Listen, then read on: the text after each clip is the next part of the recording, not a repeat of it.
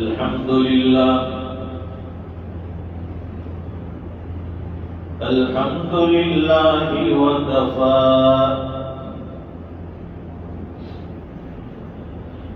وسلام على عباده الذين اصطفى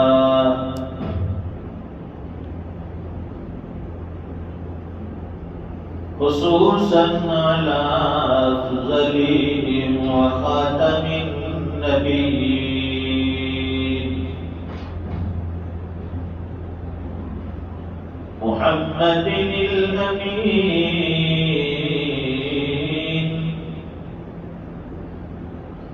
وعلى آله وأصحابه أجمعين.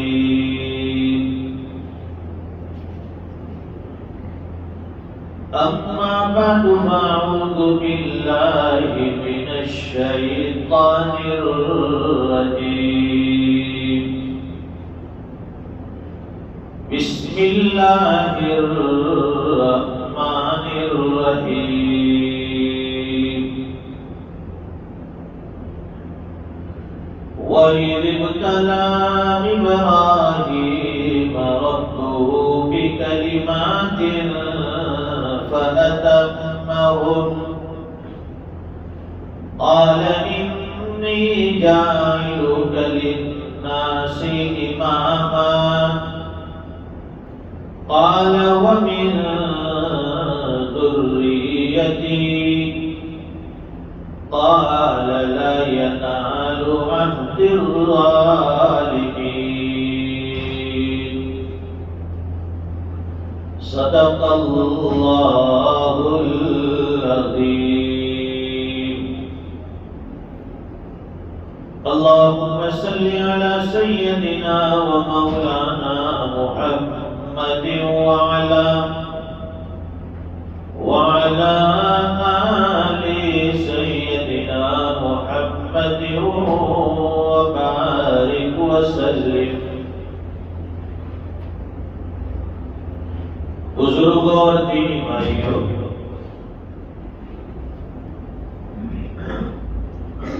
انسان کی زندگی کا مقصد اطاعت الہی، اللہ کے حکموں کو ماننا اور مان کر اس پر عمل کرنا.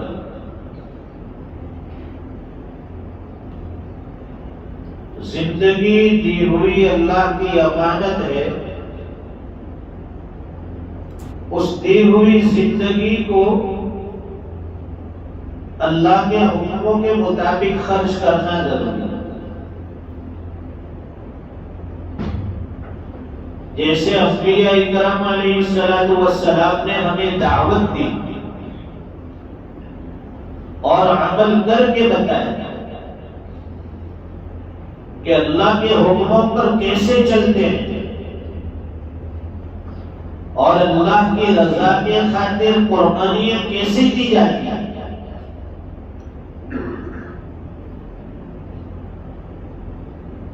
یہ ذوالحجہ یہ قربانی کی یاد ہمیں دلاتا ہے. اسلام کی پوری تاریخ قربانیوں سے بھری ہے. ہر دور میں ہر زمانے میں اللہ کے نام پر دین کے اوپر قربانیاں دی جاتی رہی اور دی جاتی رہی. حضرت آدم علیہ السلام کے بیٹوں نے قربانی دی تھی. تاریخ اسلام میں پہلی قربانی. اس زمانے میں قربانی اس طرح سے دی جاتی تھی کہ اپنے مال کو پہاڑ کی چوٹی پر کسی بلند جگہ پر رکھ دیا جاتا ہے. حابیل اور قابیل نے قربانی پیش کی. حابیل نے جانور پیش کیا اور قابیل نے اپنی کھیتی اپنا غلہ پیش کیا. اس زمانے سے آسمان سے آگ آتی تھی اور قربانی کو کھا لیتی تھی، سمجھا جاتا تھا کہ یہ اللہ کے یہاں قبول ہو گئی۔ حابیل کی قربانی کو آگ نے آ کر کھا لیا اور قابیل کی قربانی کو نہیں کھائی۔ یہ قربانیاں اس زمانے سے، اس دور سے ہیں جب سے دنیا کا دور ہے۔ ایسا نہیں ہے کہ یہ 1400 سال کی قربانی ہے، اسلام میں پہلے سے قربانی ہے، اور صرف اسلام کی نہیں، ہر مذہب میں، ہر دھرم میں قربانی دی جاتی ہے۔ کئی دیوی دیوتاؤں کے نام پر قربانی اور بلی چڑھائی جاتی ہے، لیکن اسلام میں ایسے قربانی کا تصور نہیں ہے۔ اسلام میں صرف اللہ کے نام پر قربانی پیش کی جاتی ہے، اور یہ قربانی سیدنا حضرت ابراہیم علیہ السلام اور سیدنا حضرت اسماعیل علیہ السلام کی یادگار ہے، بے مثال قربانی جس کی ہمیں یاد دلاتی ہے۔ حضرت ابراہیم علیہ السلام کی پوری زندگی مسلسل آزمائش اور قربانیوں کا نتیجہ ہے۔ آپ کی پوری زندگی قربانی میں گزری، آنکھ کھولی، ہوش سنبھالا تو اس وقت دیکھا کہ نمرود اور اس کی پوری قوم آتش پرستی میں مبتلا ہے، آگ کی پوجا کر رہے ہیں۔ بہت سمجھایا حضرت ابراہیم علیہ السلام، ماننے کے لیے تیار نہیں۔ 360 بتوں کی پوجا کرتے تھے، مورتیوں کی پوجا کرتے تھے۔ ایک مرتبہ موقع دیکھا حضرت ابراہیم علیہ السلام نے کہ جب ساری قوم میلے میں چلی گئی فنکشن کے لیے، ابراہیم علیہ السلام اکیلے تھے، موقع اچھا تھا، تو آپ نے ایک کلہڑا لیا اور جتنے کچھ تھے سب کو توڑ پھوڑ کر دیا، اور جو بڑا کچھ تھا اس کی گردن پر کلہاڑی لٹکا دی۔ اب قوم آئی، انہوں نے دیکھا کہ ہمارے سارے کچھ ٹوٹے ہوئے ہیں، کسی کے ہاتھ نہیں، کسی کے پیر نہیں ہے، کسی کی گردن نہیں ہے۔ سمجھ گئے کہ یہ سب ابراہیم کا کرا دھرا ہے۔ حضرت ابراہیم علیہ السلام کو بلایا کہ یہ بتوں کے ساتھ معاملہ کس نے کیا؟ حضرت ابراہیم علیہ السلام نے فرمایا کہ یہ جو بڑا بت کھڑا ہے اسے پوچھو، کلاڑا بھی اس کی گردن میں لٹکا ہوا ہے، اسے پوچھیے کہ یہ کس نے کیا۔ لوگوں کے پاس اس کا تو کوئی جواب نہیں تھا، کیونکہ مجھ سے پوچھ نہیں سکتے تھے، اگر پوچھ بھی لیا تو وہ کوئی جواب دینے والے نہیں تھے۔ ایک وقت ہوا آیا کہ حضرت ابراہیم علیہ السلام نے نمرود اور اس کی قوم کو دین کی دعوت دی، ایک اللہ کی طرف بلایا۔ یہ سنتے ہی قوم آگ بگولا ہو گئی۔ نمرود اور اس کی قوم نے حضرت ابراہیم علیہ السلام کو سزا دینے کے لیے آگ دہکائی۔ جب اس آگ کے شعلے آسمان کی بلندیوں کو چھونے لگے تو سب نے حضرت ابراہیم علیہ السلام کو آگ میں جھونک دیا، آگ میں ڈال دیا۔ اب آگ کا کام جلانا ہے، پانی کا کام ڈبونا ہے، چھری کا کام کاٹنا ہے، لیکن یہ تینوں چیزیں آگ جلانے میں اللہ کے حکم کی محتاج، پانی ڈبونے میں اللہ کے حکم کا محتاج، اور چھری کاٹنے میں اللہ کے حکم کی محتاج۔ جب نمرود اور اس کی قوم نے حضرت ابراہیم علیہ السلام کو آگ میں ڈال دیا، نعرے نمرود میں چلے گئے اللہ کے خلیل حضرت ابراہیم علیہ السلام۔ دین کے نام پر یہ بڑی قربانی ہے، جان کی قربانی ہے۔ اللہ کے نام پر یہ بڑی قربانی کے آگ میں ڈالا جا رہا ہے۔ حضرت ابراہیم علیہ السلام کو توحید کی وجہ سے، ایک اللہ کی طرف بلائے جانے کی وجہ سے آگ میں ڈالا گیا۔ حضرت ابراہیم علیہ السلام خوشی خوشی آگ میں چلے گئے، کیونکہ وہ تو اللہ کے حکم کی تعمیل کرتے تھے، اللہ کے حکم کو پورا کرتے تھے۔ جیسے ہی آگ میں پھینکا گیا، اللہ کا حکم ہوا، اللہ کی غیرت جوش میں آئی، آگ کو حکم ملا، قُلْنَا يَا نَارُ كُونِي بَرْدًا وَسَلَامًا عَلَىٰ إِبْرَاهِيمَ۔ اب تعالی شانوں کی طرف سے آگ کو حکم ملا، اے آگ ٹھنڈی اور سلامتی والی ہو جا حضرت ابراہیم علیہ السلام پر۔ جو آگ جلانے کا کام کرتی ہے، لیکن وہی آگ اللہ کے حکم سے گلزار بن گئی، ٹھنڈی ہو گئی۔ حضرت ابراہیم علیہ السلام آرام سے اس آگ میں بیٹھے، کچھ نہیں ہوا، ایک بال بھی نہیں جلا۔ حضرت ابراہیم علیہ السلام اس آگ سے صحیح سلامت باہر نکلے۔ یہ آزمائش امتحان تھا، جیسے ہی باہر نکلے اب دوسری آزمائش کہ اب اپنے اس ملک کو، اپنے اس وطن کو چھوڑ دو، یہاں مت رہو، کسی اور جگہ چلے جاؤ۔ ملک شام سے وہ ہجرت کر کے جا رہے ہیں، کہاں جانا ہے لوکیشن نہیں بتایا، کوئی ڈائریکشن نہیں، آئیں گے حضرت جبرائیل علیہ السلام لے کے چلیں گے۔ کہاں جانا ہے حضرت جبرائیل علیہ السلام سے پوچھا، گائیڈ مین تھے کہ کہاں جانا ہے؟ حضرت جبرائیل علیہ السلام فرماتے مجھے بھی معلوم نہیں، چلنے کا حکم ہے، چلے لے کر۔ جہاں اچھی جگہ ہے، جہاں رہنے کے قابل جگہ ہوتی، حضرت ابراہیم علیہ السلام پوچھتے کہ یہاں ٹھہر جائے، حضرت جبرائیل علیہ السلام فرماتے کہ نہیں، یہاں کا بھی حکم نہیں ہے، ابھی اور آگے چھوڑ۔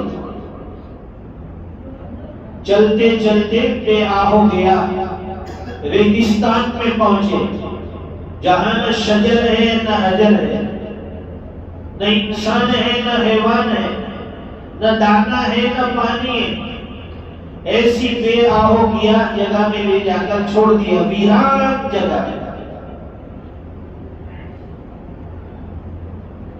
فرمائیں کہ یہی اتر جاؤ، یہاں کا حکم ہے۔ پوچھا کہ یہاں تو کوئی چیز نہیں ہے، جینے کا کوئی سامان نہیں ہے، کھانے کا کوئی سامان نہیں ہے، کیا کریں؟ کہ نہیں، یہی اتر۔ اب امتحان اس پر ختم نہیں ہوا، حکم ملا کہ اپنے بیوی بچوں کو یہی چھوڑ دو اور خود یہاں سے ملک شام چلے جاؤ، اس ریگستان میں، جنگل میں، جہاں کوئی نہیں ہے، کوئی سہارا نہیں ہے۔ اپنی بیوی ہاجرہ اور بیٹی اسماعیل کو وہاں چھوڑ دیا، جانے لگے، پیچھے سے بیوی نے دامن پکڑ لیا۔ حضرت ابراہیم علیہ السلام نے کوئی جواب نہیں دیا، بیوی سمجھ گئی کہ اللہ کی طرف سے یہ حکم ملا ہے۔ جب بیوی فرما بردار ہو تو شوہر کی ہر چیز میں وہ مددگار ثابت ہوتی ہے، فرما بردار ثابت ہوتی ہے۔ جیسے انبیاء علیہ السلام کے ازواج مطہرہ، وہ دین کے کاموں میں مددگار۔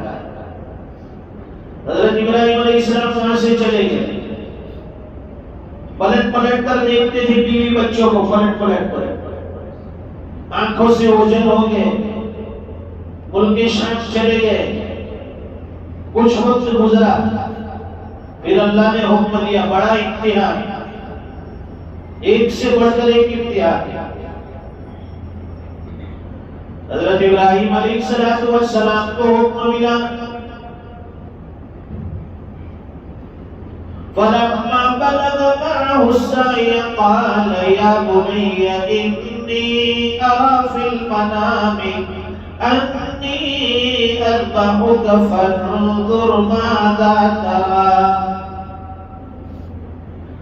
جب حضرت ابراہیم علیہ السلام چلنے پھرنے لگے، حضرت اسماعیل علیہ السلام چلنے پھرنے لگے، ادھر اللہ کی طرف سے حضرت ابراہیم علیہ السلام کو حکم ملا کہ اپنے اس لخت جگر کو، اپنے اس عزیز کو، اپنے اس نور نظر کو، ایک جو چہیتی اولاد ہے، محبت والی ہے، اللہ سے مانگ کر لی ہے، بڑھاپے کا سہارا ہے، اس اولاد کو ہماری راہ میں قربان کریں.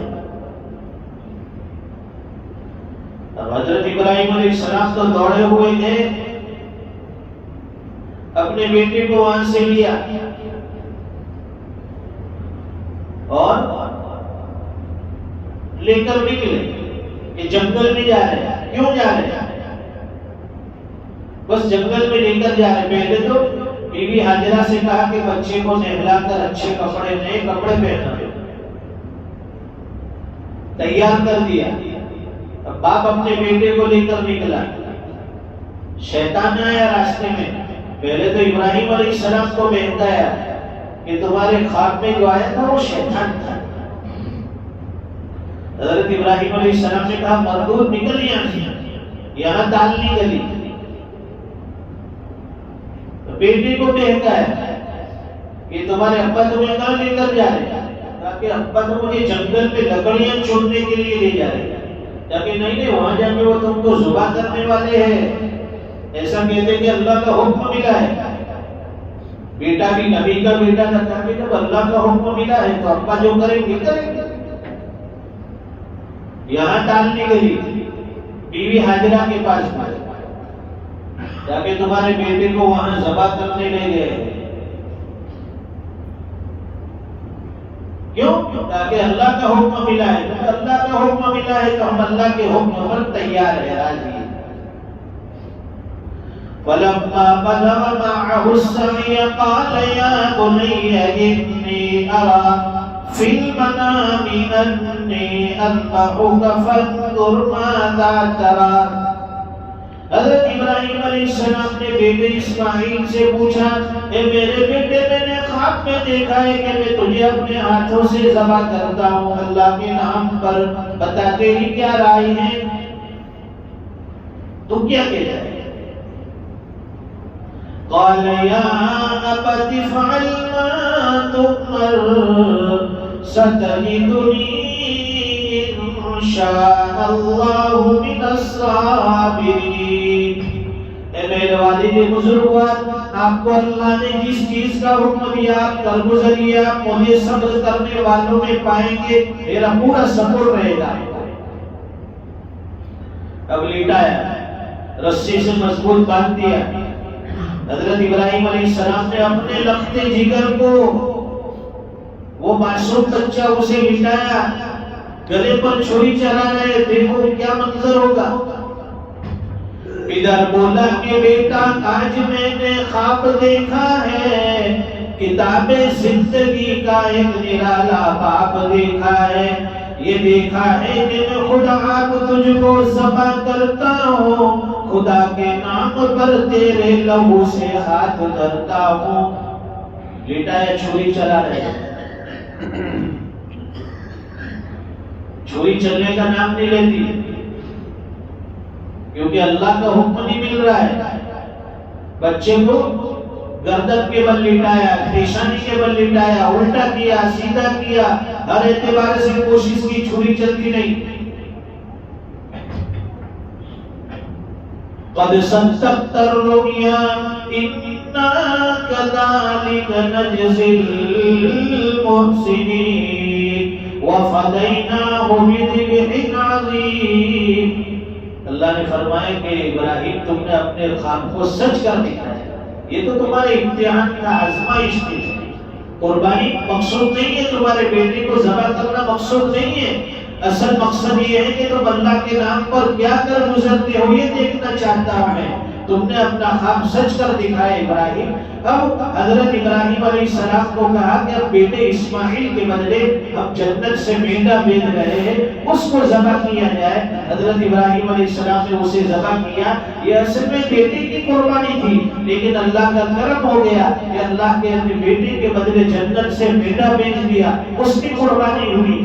آج بھی جب ہم اپنے جانور کو ذبح کرتے ہیں تصور یہی ہونا چاہیے کہ ہم اپنی اولاد کی قربانی راہ خدا میں دے رہے ہیں. جو حضرت ابراہیم علیہ السلام نے اپنے بیٹے کی قربانی دی تھی، وہی جذبہ، وہی تقویٰ وہ ہمارے اندر ہونا چاہیے. اللہ فرماتے ہیں لَن يَنَالَ اللَّهَ لُحُومُهَا وَلَا دِمَاؤُهَا وَلَٰكِن يَنَالُهُ التَّقْوَىٰ مِنكُمْ. ہمارے یہاں نہ قربانی کے جانور کا گوشت پہنچتا ہے نہ اس کا خون پہنچتا ہے، ہمارے یہاں تو صرف دلوں کا تقویٰ پہنچتا ہے. اللہ تعالیٰ اہل ایمان کے مسلمانوں کے تقوی کو دیکھنا چاہتے ہیں کہ وہ اللہ کے راستے میں کتنی قربانیاں پیش کرتے ہیں، کیا کر گزرتے ہیں. وہ جذبہ اصل میں اللہ تعالیٰ دیکھنا چاہتے ہیں. اللہ تعالیٰ آنے والے دنوں میں ہمیں بھی راہ خدا میں قربانی کا جذبہ نصیب فرمائے. جب جب موقع ملے، جب جب اللہ کی طرف سے حکم ملے، اپنی ساری چیز کو اللہ کے راستے میں قربان کر دیا جائے. ایک مسلمان کا سچا تقویٰ، ایک مسلمان کا صحیح جذبہ یہی ہے. اللہ تعالیٰ ہمیں اس پر عمل کی توفیق عطا فرمائے. وآخر دعوانا الحمدللہ رب العالمین.